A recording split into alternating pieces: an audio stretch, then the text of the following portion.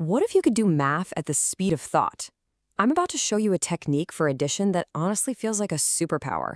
It's called the completion method, and it's all about making math simple, fast, and intuitive. Okay, let's start with a quick challenge. You see it right there, 47 plus 29. Go ahead, try to solve it in your head, right now. No pen, no calculator. Just you and the numbers. You got an answer?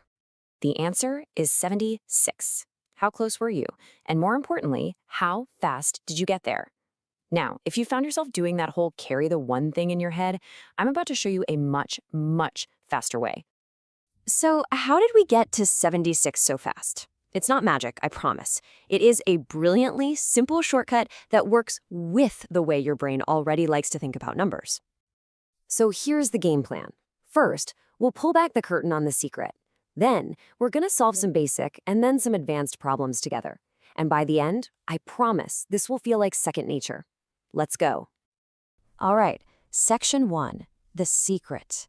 The entire trick, the whole shebang, it boils down to one simple fact. Our brains absolutely love round numbers. I mean, think about it. It's just how we're wired. Adding a number like 30 or 50 feels smooth, it's fast. But adding 29 or 48, it's kind of clunky, right? It takes more mental horsepower. Well, the completion method is all about taking one of those clunky numbers and just nudging it into a friendlier, rounder shape. Just look at the difference here. On one side, you've got the hard way we all learned in school. You line them up, add 7 and 9, carry the 1, it's a whole process. But then there's the easy way. Your brain sees 29 and just thinks, hey, that's basically 30. So what's 47 plus 30? That's easy, 77.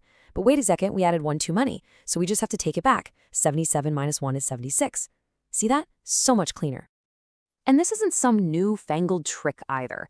It actually has ancient roots in a Vedic principle called Puranapuranabhyam, which literally translates to by the completion. The whole idea is simple. You complete a number to its nearest, easiest form to make your life easier. Okay, that's enough theory. Let's get our hands dirty, because practice is where this really starts to click. We're going to solve a few together. And hey, try to beat me to the answer in your head. Let's start with 56 plus 8.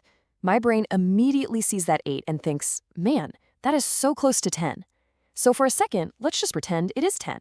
56 plus 10? That's instant, 66. But hold on, we added an extra 2 to make it easy. We have to pay that back. So we take that 2 away from 66, and we get our real answer, 64. Let's do a couple more. 83 plus 9. Instantly, that should become 83 plus 10, which is 93. Take 1 back, it's 92. Done. Next up, 45 plus 19. Don't even see 19, just see 20. 45 plus 20 is 65. We added 1 too many, so we take it back, 64. The pattern is always the same. Round up, add, and adjust back down. Okay, you've totally got the basics. Now, let's level up and try this with some bigger numbers. This is where the method really starts to feel like a genuine superpower. Check this out. 134 plus 48. Forget 48 exists. Just think 50. 134 plus 50 is 184. We were over by 2, so we take those 2 away, 182. Simple. And here's a classic. 256 plus 99. Come on, that's just screaming to be 256 plus 100 minus 1. So 356 minus 1 is 355. And you know, it works for rounding down too. If you had 67 plus 31, your brain could just think 67 plus 30 is 97, then add that 1 back on, 98. Same logic, just reversed. And it gets even better. This isn't just for addition. The exact same logic works in reverse, for subtraction. If you need to subtract a difficult number like 98, it is so much easier to just subtract an even 100 and then correct your answer. So take 513 minus 98. That's messy. Instead, let's do 513 minus 100. Super easy, right? 413. But we subtracted 2 more than we should have. So this time, to fix it, we have to add those 2 back. 413 plus 2 is 415. Just remember, the logic is inverted. For subtraction, you add back the difference. Okay, new scenario. What happens when you have a whole list of numbers to add? You could apply the completion method to each one, but there's an even smarter way to think about it, using that same core idea of finding the easy numbers. This is what I like to call the architect's strategy.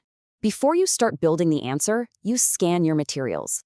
In a list like 28, 39, and 11, do you see any friendly numbers? Of course, 39 and 11 are practically begging to be added together to make a perfect round 50.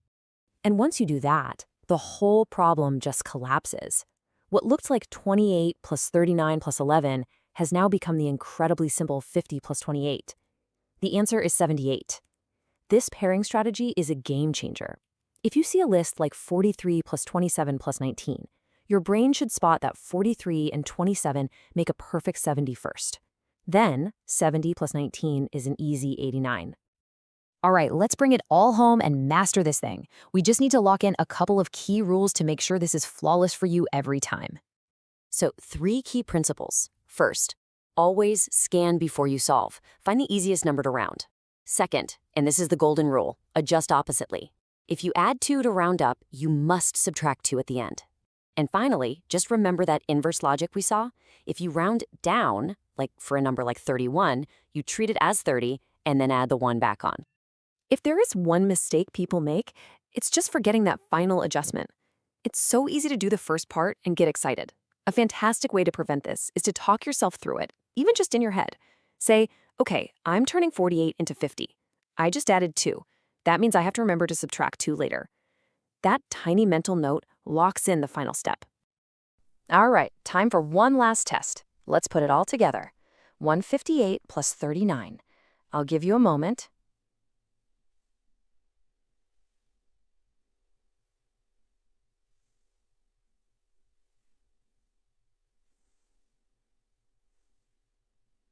Okay, did you do it? Your brain should be thinking, 158 plus 40 is 198. Take back the 1 you added, the answer is 197. See how natural that feels now? This is so much more than just a cool math trick. It's a genuinely practical tool for calculating a tip, figuring out your total at the grocery store, or just keeping your mind sharp. It's about changing your relationship with numbers from something you might dread to a puzzle you can solve elegantly. So my final question for you is, where are you going to use it first?